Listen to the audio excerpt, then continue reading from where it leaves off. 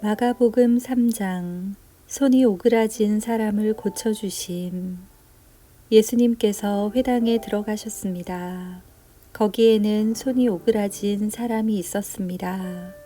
사람들은 예수님을 고발하려고 예수님께서 안식일에 그 사람을 고쳐주시는지 지켜보고 있었습니다. 예수님께서 손이 오그라진 사람에게 말씀하셨습니다. 일어나서 나오너라. 그리고 그들에게 물으셨습니다. 안식일에 좋은 일을 하는 것이 옳으냐, 나쁜 일을 하는 것이 옳으냐, 사람의 생명을 살리는 것이 옳으냐, 죽이는 것이 옳으냐. 그러자 사람들이 아무런 대답도 하지 못했습니다. 예수님께서 분노하시며 주위를 둘러보시고 사람들의 마음이 굳은 것을 아시고 슬퍼하셨습니다. 예수님께서 그 사람에게 말씀하셨습니다. 내 손을 펴보아라. 그 사람이 손을 내밀자 그 손이 나았습니다. 바리새파 사람들이 거기를 떠나 헤롯 당 사람들과 함께 예수님을 죽일 계획을 세웠습니다. 많은 사람들이 예수님을 따름. 예수님께서 제자들과 함께 호수로 가셨습니다. 그러자 갈릴리에서 온 많은 사람들이 예수님을 따라왔습니다. 그리고 유대와 예루살렘과 이두메와 요단강 건너편 두로와 시돈 지방에서도 많은 사람들이 예수님이 행하신 일에 대한 소문을 듣고 찾아왔습니다. 예수님께서는 몰려드는 사람들이 너무 많아 제자들에게 배를 준비하라고 말씀하셨습니다.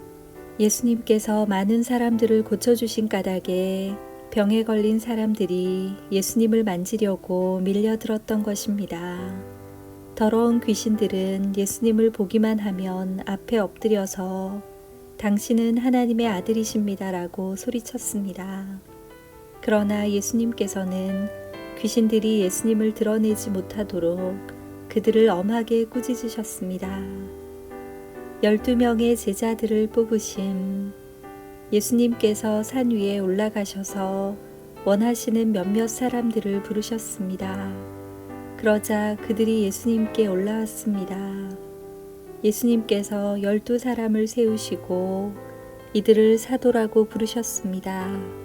예수님께서는 그들과 함께 하시면서 그들로 하여금 나가서 말씀을 전하게 하셨습니다. 또한 귀신을 내쫓는 권세도 주셨습니다.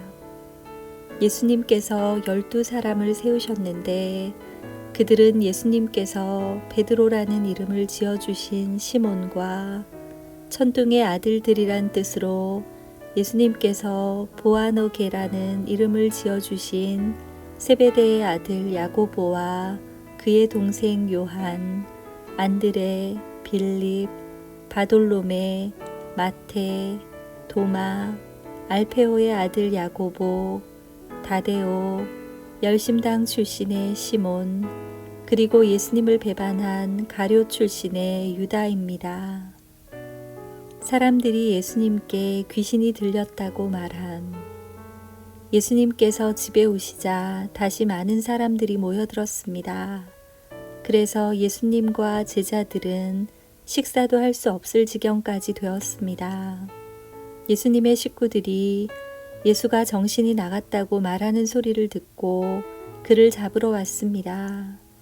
예루살렘에서 온 율법학자들은 이렇게 말했습니다.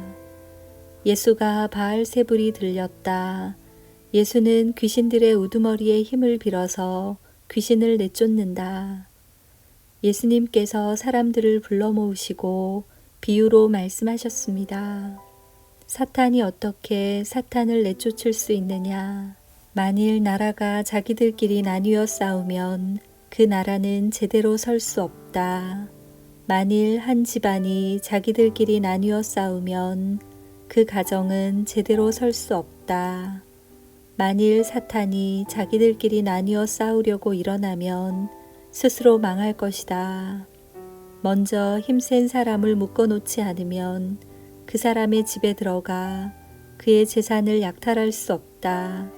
묶어 놓은 뒤에야 그 집을 약탈할 것이다. 내가 너희에게 진정으로 말하는데 사람들이 무슨 죄를 짓든지 어떤 비방을 하든지 그것은 모두 용서받을 수 있다.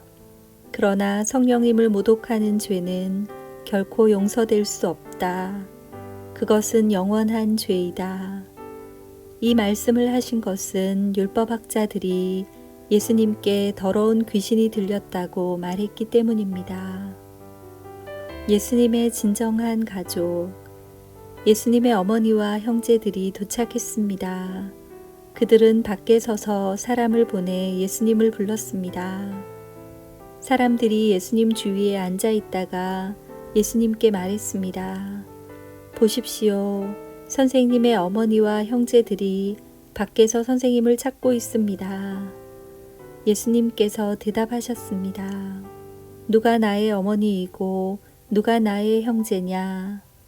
주위에 앉아 있는 사람들을 둘러보시며 말씀하셨습니다. 보아라, 내 어머니와 형제들이다.